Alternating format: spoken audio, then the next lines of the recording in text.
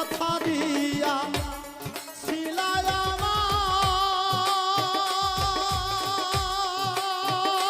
আমার তোমার মনে রাখবে সদা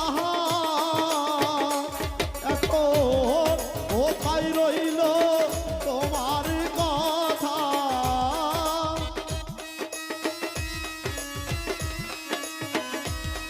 কোথায় রইল তোমার কথা করলা ছল চাকুরি কোন বাদশে প্রাণ বন্ধু